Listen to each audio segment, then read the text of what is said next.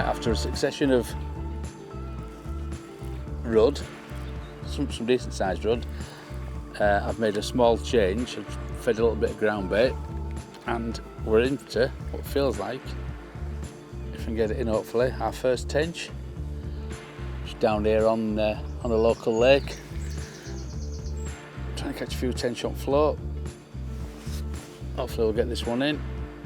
They do battle really hard in this weed. It is a bit of an hit and hold with them sometimes. You do tend to lose a few occasionally. I think there's more weed around it than fish. Right, first cast after making that small change, which we'll go through later on. After catching plenty of small rudd this morning, made a small change. Cast back out, caught this lovely male tench.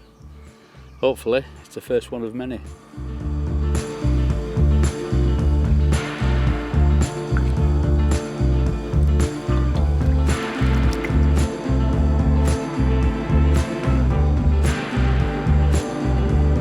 Right, so as I mentioned earlier, I'm at a local lake to me. This is Askern Clay Ponds just outside of Doncaster. It's a beautiful old lake. It's crystal clear water, really weedy. It's home to some fantastic tench and some really big rudd. Now I've had to change slightly how I fished it today, because to start off with I was getting plagued by these rudd up to about a pound, but I made a slight bait change and straight away I've caught tench. So all I'm going to do now is I want to talk you through that change I made and the baits that I used to get the most from these clear weedy waters.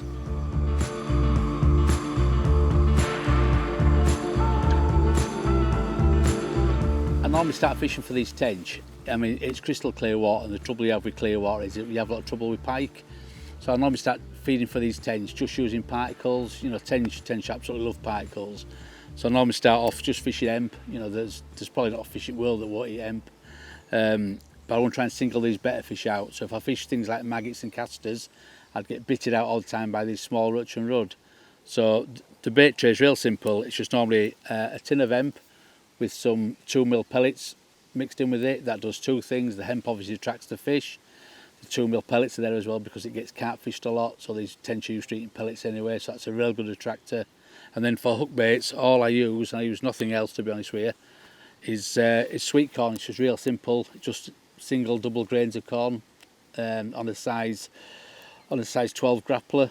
It is a bit bigger up for tench, but like I say, it's weedy water, it's clear, you need to get them in.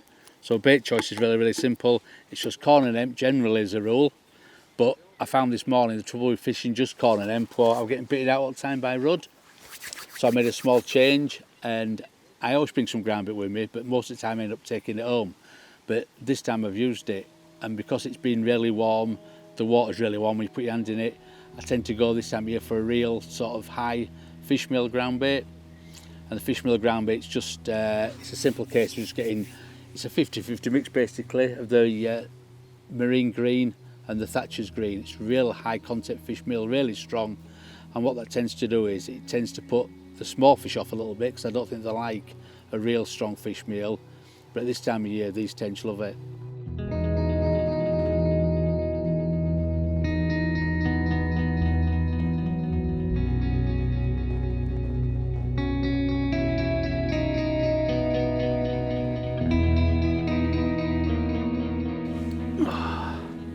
This isn't good, is it? I might have to pull for a break here, mate.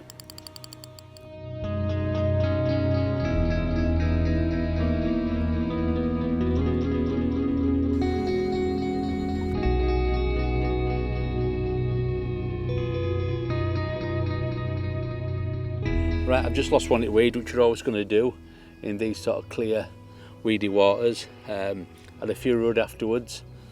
Had another bite. I've got another small male tench on the mat. Again, put up a real good scrap.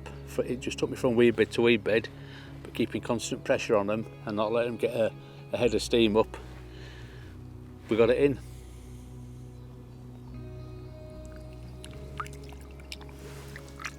Right, so I've already spoke about that I changed my feed and I started to put some groundbait in.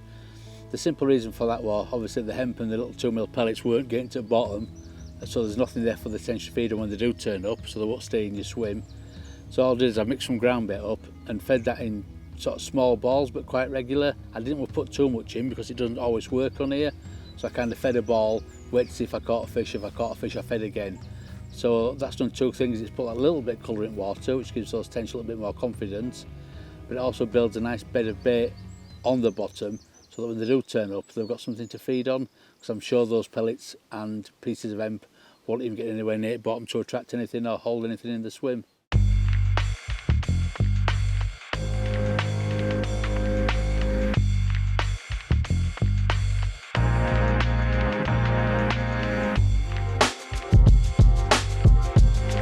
It's been a bit of a frustration. We've lost a couple now, but I managed to hook another one. It's just coming through this weed.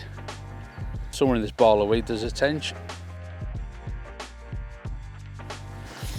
Right, I've lost a couple of tench in this weed. I've just got another one on now. Took me through every weed bed. Luckily I got it in. Nice bit of constant pressure kept it coming. That's the thing about these tench in this clear weedy water. Once you get them, you've really got to keep their heads up. Otherwise they'll bury them into all these weed beds in front of you.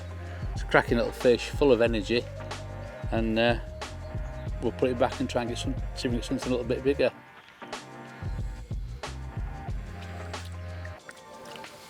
So hookbait today has just purely been sweet corn, and what I find the best results is I don't actually feed any. I like to just feed obviously the hemp, the pellets, and the fish meal ground bait, and just use a single piece of corn over the top. I sometimes like to have like a sort of a standalone hook bait almost, so that when the tench come in to feed on that bed of bait, there's only one piece of sweet corn there and it stands out well against this sort of clay mud bottom, and they're just homing on your hook bait rather than picking up loads and loads of free offerings.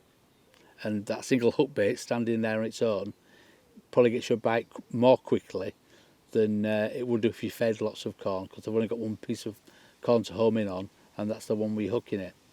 So I always like to use corn. I mean, it's it's one of those classic tench baits. It's been going around. It's going around forever, and it's easier to hook. It's if you use maggots, you get a lot bitted out. Sometimes I use soft pellets, but I just prefer to use corn. I think whenever you're tench fishing, I think you can't really come tench fishing without corn. And also by using corn, it gives you the chance of picking up a sort of a really big bonus roach, big bonus rudd, a bream, anything eats corn really, and it's just a classic tench bait to use.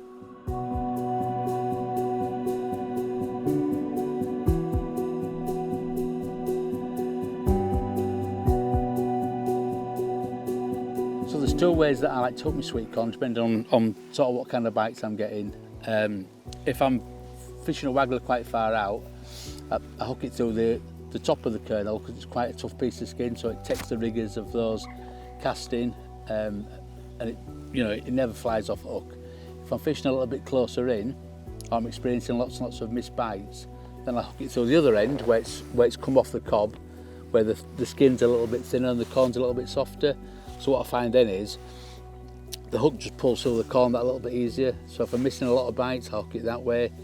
To start the session, I always hook it the other way, because I have confidence then that it's not going to come off when it's casting. I always, no matter what corn you use, I always like to look for the biggest piece I can find in the tin. So I have a little swirl around in my bait box to try and find a decent piece, and always trying to use those as a hook bait. A nice big piece of corn over the top of hemp, pellet, ground bait, stands out a mile, and it gives them a big target bait for them to home in on.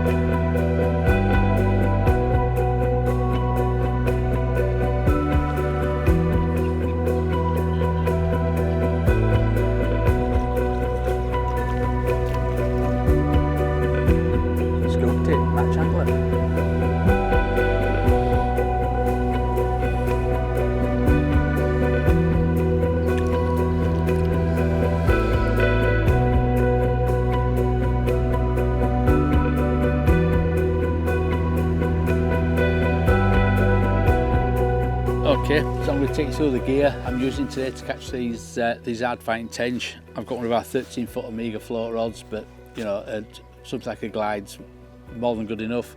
You want something that's got a little bit of power to steer away from these weed beds, but still got a little bit of sensitivity to stop you from pulling hook out when you get them close in. I've got that coupled up with our 3000 size Axis 2 reel.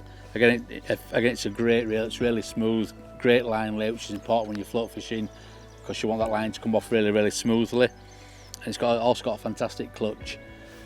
When I fish for these tench, I like to have the anti-reverse a lot of time, but a little bit of insurance is I just wind the clutch off a little bit because it's so shallow here that as soon as you hook the tench, they can't bore down, so they go straight out. So they quite often almost flat rod you. So I have that little clutch set just as that little bit of insurance. On that, I've got our £6 limitless feeder line. Now I know I'm float fishing, obviously, I'm using a feeder line. I use this because again it's really robust, it sinks really, really well.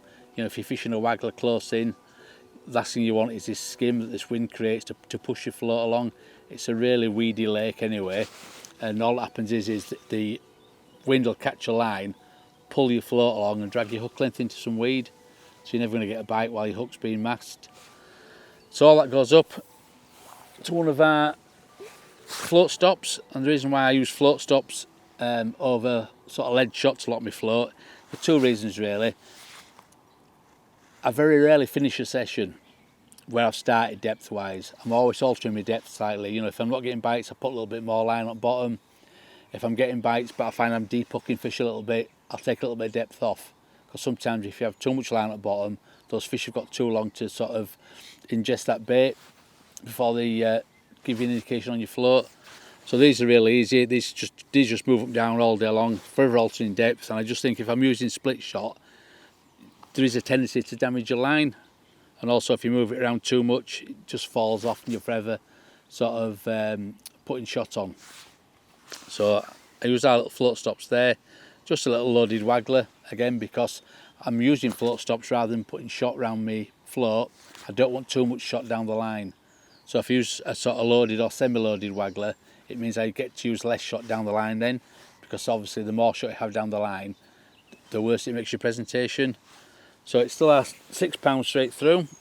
I've got a small sort of, I suppose you call it almost like a little strung bulk. I've got in the bottom third of my rig, because what I want to do is I want to try and get it past those rudd as quickly as I can. But in this clear water, I still think those tench sit and watch it coming down, so you want it to be as natural as possible. So I've got 4 or 5 number 6 shot sort of equally spread in the bottom third. Down to one of our hooklinks swivels, quick change swivels. Again, these are brilliant. These, it's just a little hook underneath there, a bit of silicone. I can change my hook length regular. You know, I've started on a £4 today, which has been good enough. But if I'm losing a lot of fish or I'm getting broken a few times, I can step up to a 6. And I prefer to use these than a loop-to-loop. The reason I don't like a loop-to-loop is that sometimes I think the knot can sort of strangle itself a little bit, or if you don't get it perfectly right, the loop-to-loop can kick off at a little angle and it doesn't sit naturally. As you attach it to one of our swivels, they sit perfectly. So below the swivel then, the hook length, it's just, like I say, it's just our £4 smoke shield mono. I will step up to a 6 if I have to, which is why I use a £6 mainline as well. If I start off on a lighter mainline, if I use a £3-4 mainline, I've got sort of nowhere to go if a £4 hook length is too heavy. So I always go with a heavier mainline, which allows me then to increase my hook length as and when I'm getting bites, or if I'm losing fish, I can put a stronger one on. It's just a £4 hook length, probably about 8 or 9 inch long, down to a size 12 grappler. Now a size 12 might seem quite big, but it's a really strong hook, and it's buried inside a piece of sweet corn anyway, so whether you're using a size 12, you'd probably get away with a size 10 to be honest with you if your pieces of sweet corn were big enough. So the hook size doesn't really matter because the hook's buried inside the corn, so the fish can't see it anyway. But what is important is, especially on these weedy waters, is that it's strong enough to hook these fish and land them.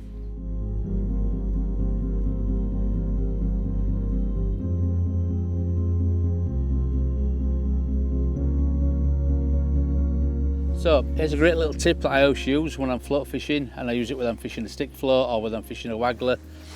Once I've plumbed the depth and I'm happy that I've got the correct depth, what I do then is I hook my hook into the first eye of my rod, and I have looked down my rod and I see whereabouts my float finishes. So if you can see there, it's more or less in line with that spigot there, give or take half an inch.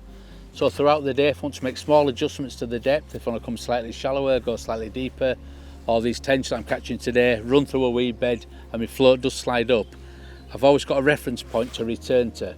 I don't want to be forever clipping a plummet on, plumbing around, taking it off, altering the depth, clipping another plummet on, plumbing around again, because all that causes disturbance in your swim.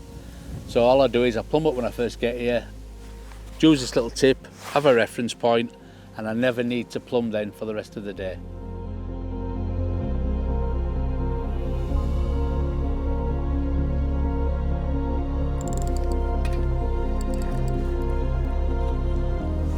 I fight like this.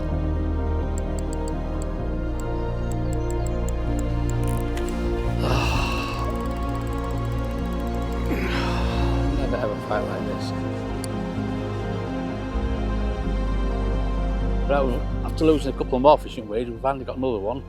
It's another turbocharged one. They all seem to be males. I think they're finished spawning now, full of energy.